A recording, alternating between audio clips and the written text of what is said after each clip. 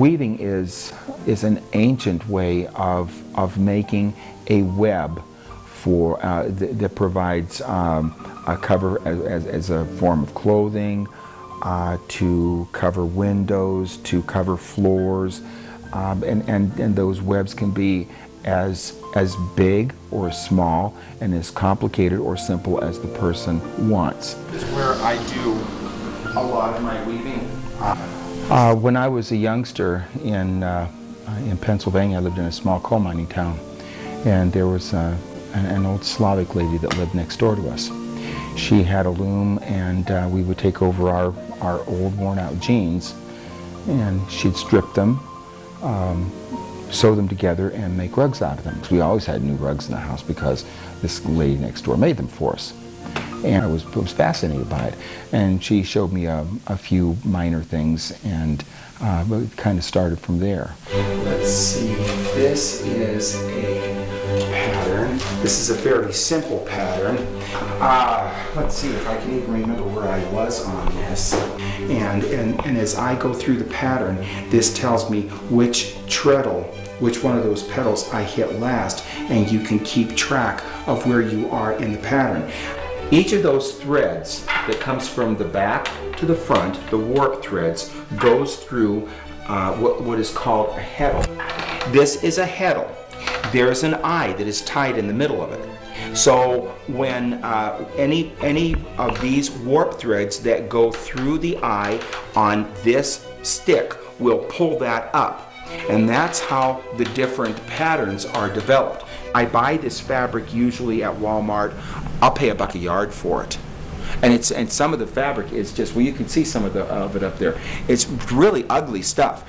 But when you weave it in, and you compress this, all you get is hints of the hues of color that are in here.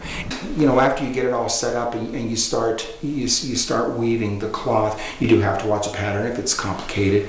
But it's a very quiet, relaxing kind of thing.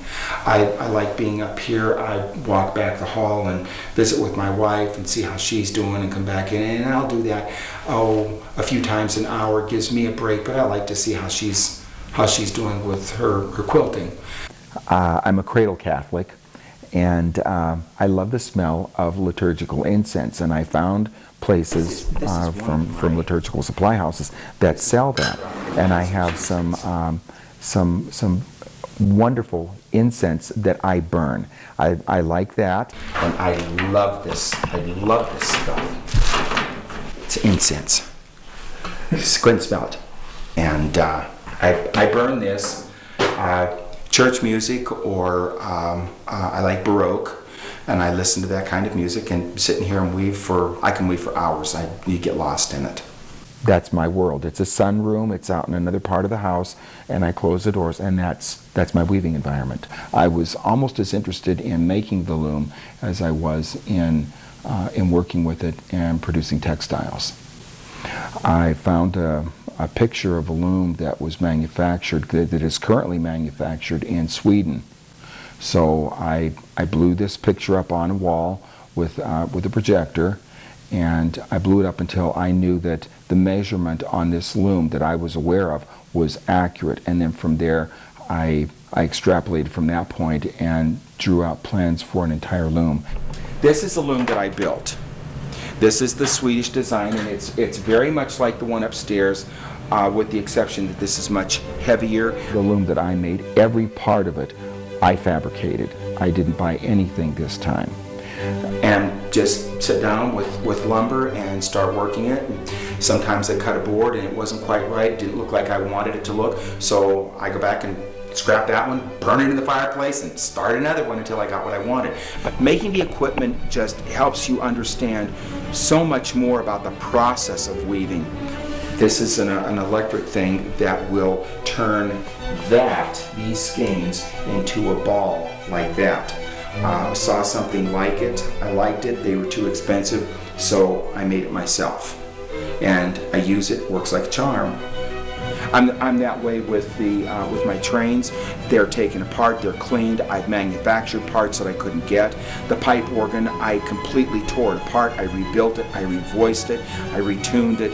I want to understand what I'm doing. My wife doesn't understand this. She said, I just want to get in there and do it. She said, I don't want to know these things.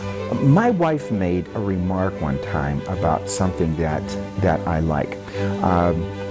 My wife bought the organ that we have presently. And my wife said, you know, in your weaving you have all these hundreds of threads coming at you, all perfectly lined up. All the heddles in the loom, all perfectly lined up, the treadles lined up. And she said the pedals on the organ, the keys on the organ, she said, you seem to be drawn to that. She said, have you ever noticed that about yourself? I don't know that other weavers have that, but I really like that kind of thing. Lots of things lined up. I'm not obsessive compulsive, don't get me wrong.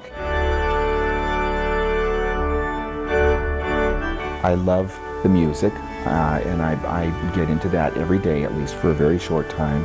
I also collect and operate old Lionel trains, the big clunky ones. I've got a large Lionel laid out downstairs that is comprised of 10 sheets of plywood. So it's very large, and I work on that. And we just recently bought an ATV. I never dreamed I would have something like that. My neighbor talked me into it. We like to spend hours up in the remotest areas and see parts of Wyoming in our country that we haven't seen before. We enjoy the music. I love to cook.